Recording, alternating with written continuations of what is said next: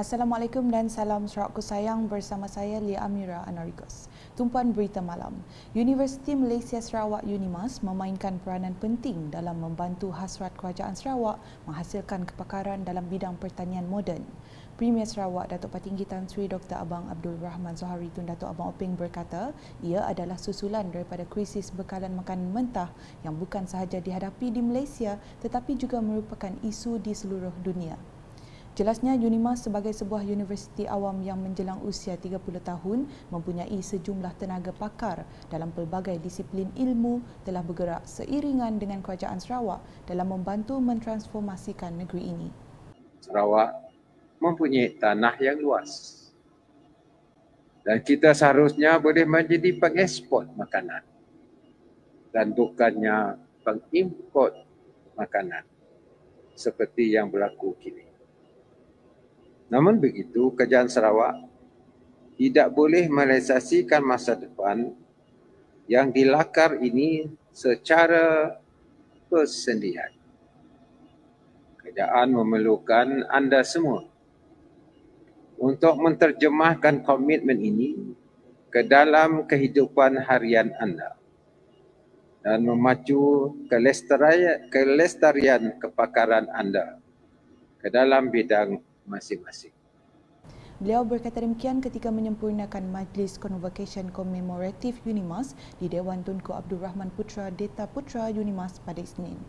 Tambah Premier Sarawak, UNIMAS mempunyai potensi yang cukup besar kepada perkembangan dan kemajuan Sarawak, sekaligus terus komited dalam membangunkan modal insan yang berinovasi, beretika dan bertanggungjawab mengikut arus peredaran masa. Sementara itu, ketika ditemui media, beliau memberitahu industri pertanian boleh dijadikan sebagai industri yang memberikan manfaat kepada negeri dan rakyat Sarawak.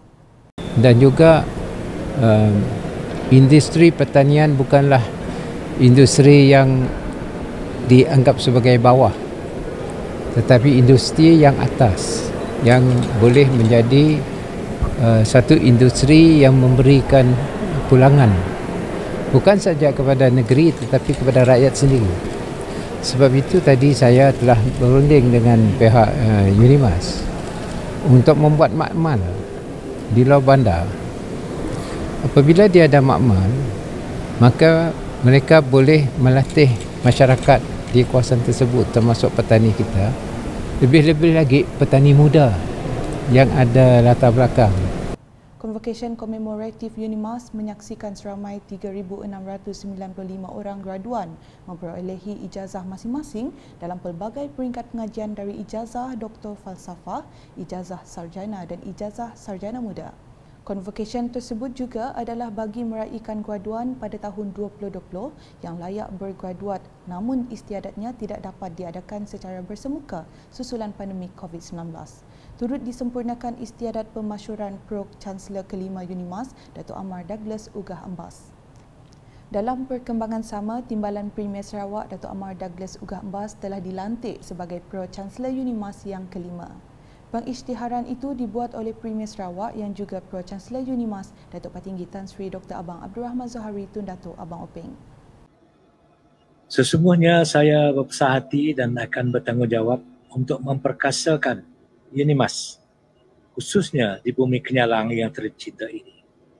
Lebih-lebih lagi apabila seluruh dunia diduga dengan penularan wabak COVID-19. Saya percaya komitmen dan produktiviti kerja yang ditunjukkan tetap pada tahap yang cemerlang. Dengan ini sekali lagi saya ingin menzahirkan setinggi penghargaan dan ucapan terima kasih kepada pihak pengurusan tertinggi dan seluruh warga UNIMAS yang telah memberi sokongan serta kepercayaan untuk mendorong dalam melonjakkan pencapaian dan kecemerlangan UNIMAS ke tahap yang dijulang. Beliau yang juga ahli Dewan Undangan Negeri Bukit Saban berasa bersyukur dan rendah hati menerima jawatan itu dan berikrar untuk mewujudkan dan memajukan UNIMAS sebagai institusi yang diiktiraf di rantau ini. Ujarnya lagi, graduan yang selayaknya bergraduat pada tahun 2020 kini dapat merasai sendiri peluang yang sebenar untuk menerima skor pengijazahan dalam istiadat convocation sempena sambutan ulang tahunnya ke-30 pada tahun ini. Dalam pada itu, beliau mengucapkan syabas dan tahniah kepada graduan di atas usaha dan pengorbanan mereka dalam mencapai kejayaan. Berita seterusnya, Timbalan Premier Sarawak Datuk Amar Awang Tengah Ali Hassan telah mengetuai delegasi Sarawak pada perbincangan meja bulat dalam Australia Malaysia Business Chamber Western Australia AMBCWA di Perth, Australia baru-baru ini. Dalam ucapan aluannya, Datuk Amar Awang Tengah berkata, walaupun ekonomi global lembab, tetapi pertumbuhan ekonomi Sarawak pada 2021 dianggarkan antara 3 hingga 4%. Memandangkan aktiviti ekonomi Sarawak kembali normal dengan pembukaan semula sempadan antarabangsa, ini membolehkan pertumbuhan ekonomi domestik dan sektor luar Sarawak bertambah baik apabila menganjurkan perkembangan ekonomi di antara 5 hingga 6% pada 2022. Beliau menambah jumlah perdagangan antara Sarawak dan Australia pada 2021 berjumlah Australia dolar 1.1 bilion bersamaan 3.6 bilion ringgit dan nilai ekspor Sarawak ke Australia ialah Australia dolar 0.4 bilion bersamaan 1.2 bilion ringgit, terutamanya petroleum mentah, papan lapis dan urea. Manakala nilai import Sarawak dari Australia pula ialah Australia dolar 0.7 bilion bersamaan 2.4 bilion ringgit, terutamanya ialah biji aluminium. Beliau berharap perbincangan meja bulat ini akan dapat membincangkan lebih lanjut mengenai kawasan yang mana Sarawak dan Australia Barat boleh mengukuhkan kerjasama dalam perniagaan dan perdagangan serta menerka potensi pelaburan. Lebih 20 ahli AMBCWA menghadiri perbincangan meja bulat itu.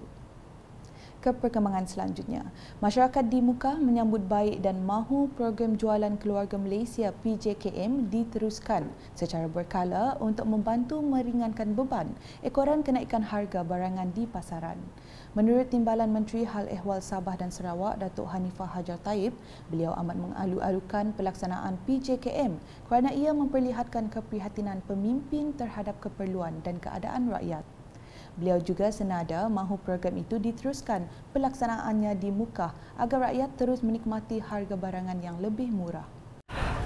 Ini adalah anjuran daripada KPDN HEP jualan barang-barang makanan keperluan masyarakat dengan harga yang lebih rendah.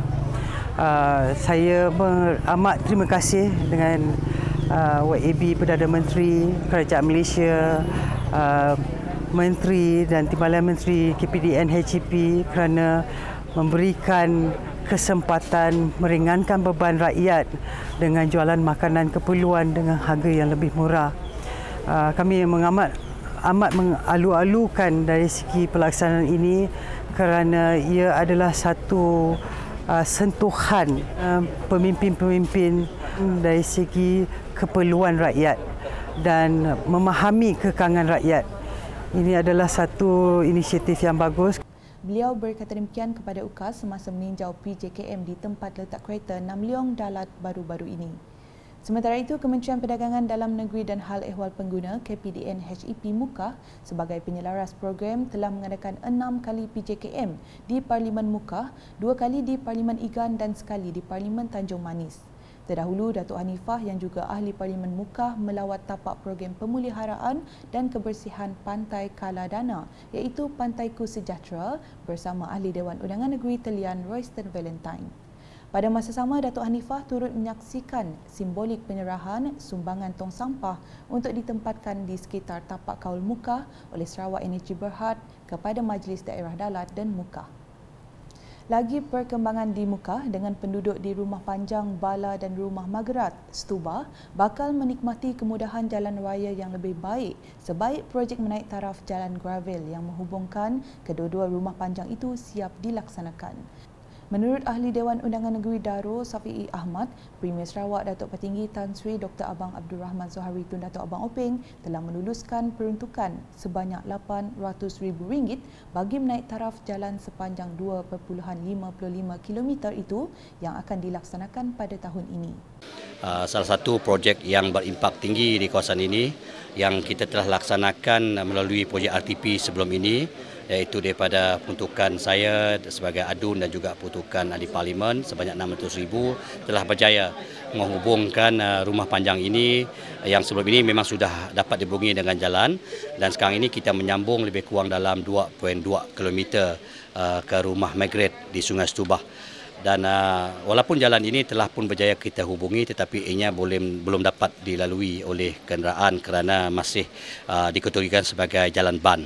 Dan alhamdulillah perkara ini telah pun saya kemukakan kepada Yang Berhormat Premier baru-baru ini, dan setelah mendapat satu kertas kerja daripada pihak DID bahagian Serikir merupakan agensi pelaksana bagi projek ini sebelum ini, dan alhamdulillah permohonan kita peruntukan sebanyak 800,000 telah pun diluluskan oleh Yang Premier di bawah projek rakyat Yang Berhormat.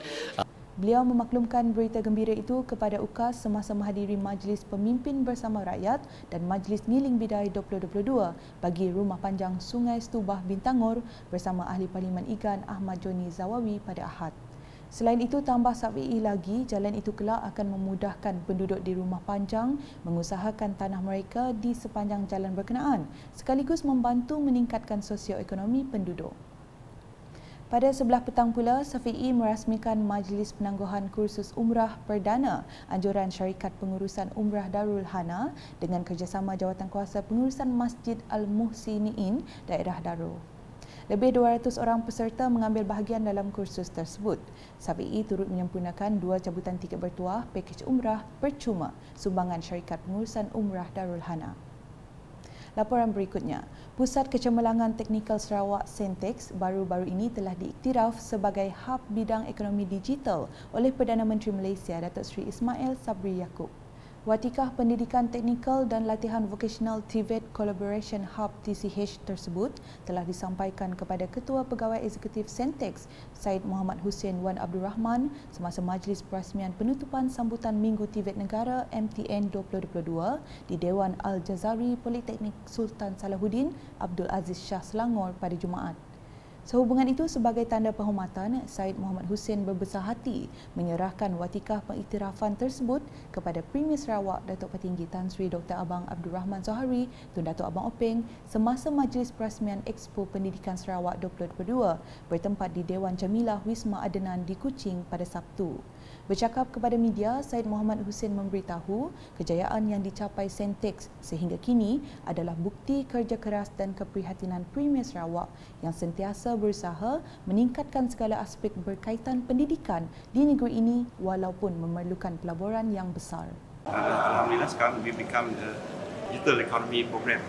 Jadi hub ni maksud dia tadi kita akan jadi leader untuk tempat-tempat lain, untuk politeknik, IKBN dan sebagainya. Main responsibility kita untuk jaga program-program, introduce new technology untuk diorang semua.